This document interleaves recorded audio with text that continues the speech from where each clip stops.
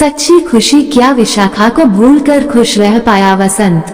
जब वसंत की मां को पता चला कि विशाखा कभी मां नहीं बन सकती, तो उन्होंने वसंत की शादी रेखा से करा दी। पर क्या वसंत विशाखा को कभी भुला पाया? वसंत एक जनरल स्टोर के बाहर खड़ा अपने दोस्तों से बातें कर रहा था। उसे आज फिर विशाखा दिखाई दे गई। विशाखा उसके पास से निकली तो उसके दिल में आंधियां उठने लगी।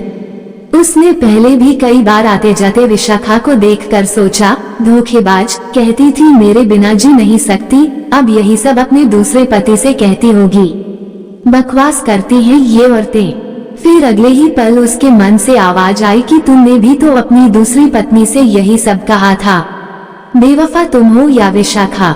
वो अपने दोस्तों से विदा लेकर अपनी गाड़ी में आ बैठा और थोड़ी दूर पर ही सड़क के किनारे गाड़ी खड़ी करके ड्राइविंग सीट पर सिर टिकाकर विशाखा के बारे में सोचने लगा। वसंत ने विशाखा से प्रेम विवाह किया था। विवाह को 2 साल ही हुए थे कि वसंत की मां उमा देवी को पोता पोती का इंतजार रहने लगा। उन्हें अब विशाखा की हर बात में कमियां दिखने लगी थीं। विशाखा सोचती क्या करे, उसके सिर पर मां का साया था नहीं और पिता अपाहिज थे। बरसों से वे बिस्तर पर पड़े थे। एक ही शहर में होने के कारण वह पिता के पास चक्कर लगाती रहती थी। उसकी एक रिश्ते की बुआ और एक नौकर उसके पिता प्रेमशंकर का ध्यान रखते थे। उमा देवी को अब हर समय वसंत की वंशवृद्धि की चिंता सताती। विशाखा उनकी हर कड़वी बात चुपचाप सहन कर जाती। सोचती, जो बात कुदरत के हाथ में है, उस पर अपना खून जलाना बेकार है। वो आराम से घर के कामों में लगी रहती। उसे परेशानी तब होती जब वसंत को उससे कोई शिकायत होती। वो वसंत को इतना प्यार करती थी कि उसकी बाहों में पहुंचकर वसंत कह उठता, तुम किस मिट्टी की बनी हो, पहले दिन की तरह आज भी कितनी सुंदर दिखती हो। विशाखा हंसकर उसके सीने से लग जाती और इस तरह 5 साल बीत गए थे। वसंत के ऑफिस से आने के समय विशाखा उसे तैयार हंसती मुस्कुराती मिलती। उमा देवी को ये पसंद नहीं था। एक दिन वे वसंत से बोली, तुम उदास और दुखी क्यों रहते हो? वसंत हंसा, क्या हुआ है मुझे? अच्छा तो हूँ, बिना बच्चे के भी कोई जीवन है, बच्चों से ही तो जीवन में रौनक आती है। उमा देवी बोली, माँ, दुनिया में हजारों लोग हैं जिन्हें बच्चे नहीं हैं। वसंत शांत रहते हुए बोला, तुम ढंग से डॉक्टर को दिखाते क्यों नहीं हो? अभी तक इस बारे में गंभीरता से नहीं सोचा था माँ, अगले हफ्ते दिखाता हूँ। ये कहकर वसंत अपने कमरे में चला गया। विशाखा वसंत के लिए चाय लेकर आई तो वसंत की मुख मुद्रा देखकर समझ गई कि माँ बेटे में क्या बातें हुई होंगी। फिर डॉक्टर, चेकअप, टेस्ट का सिलसिला शुरू हुआ और जब रिपोर्ट आई कि विशाखा कभी माँ नहीं बन सकती, तो विशाखा के आंसू रुकने का नाम नहीं ले रहे थे। वसंत विशाखा को समझाता रहता कि हम किसी अनाथालय से बच्चा गोद ले लेंगे, लेकिन उमा देवी किसी पराये बच्चे को स्वीकारने के लिए तैयार नहीं हुई। वसंत उन्हें भी समझाता, माँ, जमाना कहां से कहां पहुंच गया है और आप अपने पराये में उलझी हुई हैं। वसंत के बचपन में ही उसके पिता का देहांत हो गया था। उमा देवी ने बड़ी मेहनत से वसंत को पढ़ाया लिखाया था। वसंत माँ का दिल कभी नहीं दुखाना चाहता था। उमा देवी अब कभी भी वसंत को अपने पास बैठाकर दूसरे विवाह की बात करती तो वह चुपचाप उठकर अपने कमरे में चला जाता। अब बच्चे के नाम पर वसंत की ठंडी आहें विशाखा को अंदर तक चीरने लगी। वसंत की वही आंखें जो पहले उसके प्यार के विश्वास से लबालब नजर आती थीं, अब निरादर और अवहेलना के भाव दर्शाने लगी थीं। वसंत लाख अपने भावों को छिपाने का प्रयास करता, लेकिन विशाखा उसकी हर धड़कन, उसकी हर नजर पहचानती थी। मन ही मन घुटती रहती विशाखा, चारों ओर कुहासा सा नजर आता उसे। जीवन के सफर में साथ चलते चलते अब दोनों के हाथ एक दूसरे से छूटने लगे थे। एक दिन विशाखा अपने पिता को देखने गई।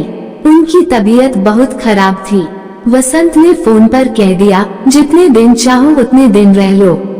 विशाखा ने पूछा, तुम्हें परेशानी तो नहीं होगी? नहीं, सपाट स्वर में कहकर वसंत ने रिसीवर रख दिया।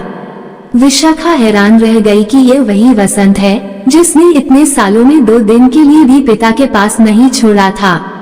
सुबह छोड़ता तो शाम को अपने साथ ले जाता था। उसे लगा वसंत सचमुच पूरी तरह बदल गया है और फिर वसंत ने न फोन किया न आया ही।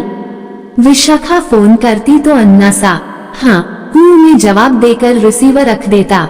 एक बार भी वसंत ने विशाखा को घर आने के लिए नहीं कहा और अब 2 महीने बीत गए थे। विशाखा को रोज उसका इंतजार रहता।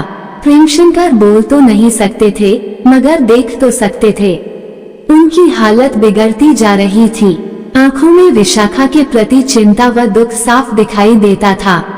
एक दिन वसंत ने तलाक के पेपर भेज दिए और उसी दिन शाम को किसी से विशाखा का सारा सामान भी भिजवा दिया। विशाखा के घर में सन्नाटा फैल गया। जिसे दिल की गहराई से इतना प्यार किया था ऐसा करेगा विशाखा ने कभी सोचा न था।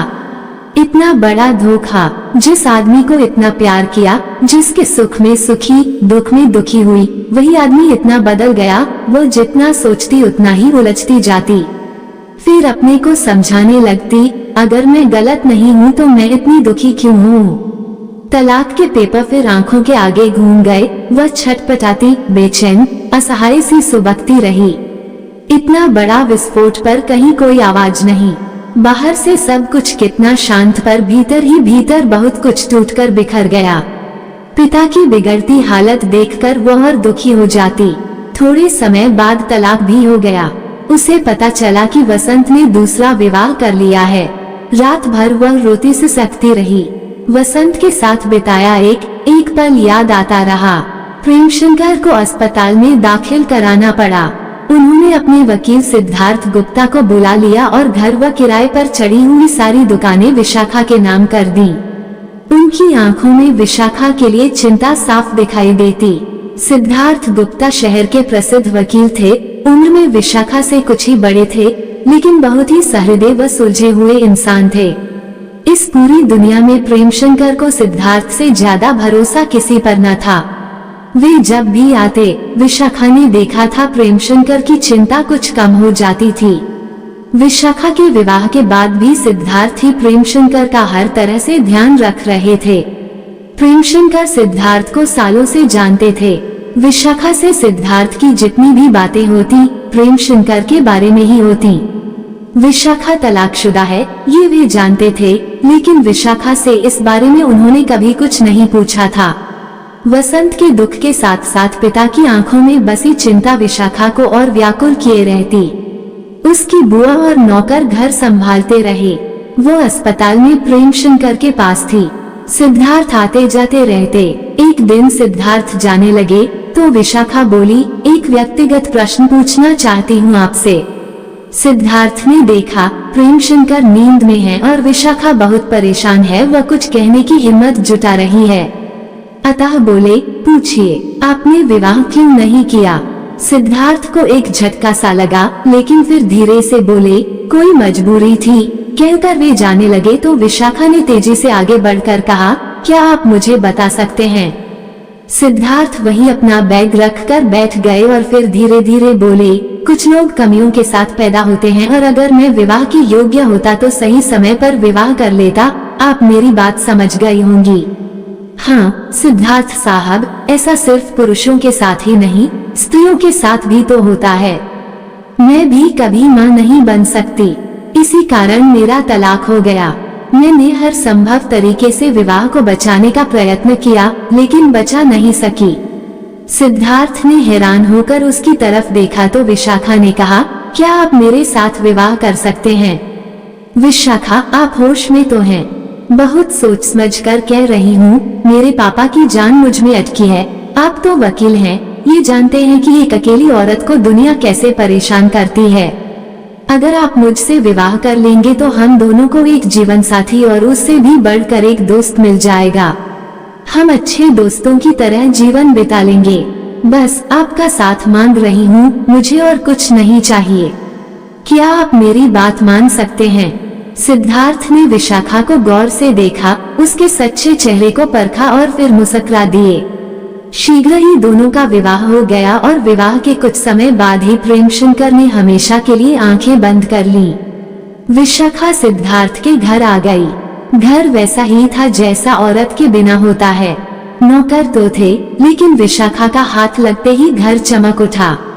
एक दिन सिद्धार्थ भावुक होकर बोले, कैसा पति था जिसने तुम्हें तलाक दे दिया। दोनों अपने मन की ढेरों बातें करते, दोनों को एक दूसरे में अच्छा दोस्त दिखाई देता था। विशाखा दिन भर घर को बनाती संवारती, उनकी फाइलें संभालती। रात को उनके कमरे में उनकी दवा और पानी रखकर मुस्कुरा कर गुड नाइट बोलकर अपने बेडरूम में आ जाती। बेड पर लेटकर किताबें पढ़ती और सो जाती। सुबह अच्छी तरह तैयार होकर सिद्धार्थ के साथ नाश्ता करती। उनके जाने के बाद गाड़ी निकालती और सिद्धार्थ के बताए कामों को पूरा करती, यानी कभी बैंक जाना, कभी उनके डॉक्टर से मिलती, उनका हिसाब किताब देखती, उनका हर काम हंसी खुशी करती। आज वसंत को विशाखा फिर दिखाई दे गई थी। छोटा शहर था, इसलिए कई बार पहले भी दिख चुकी थी।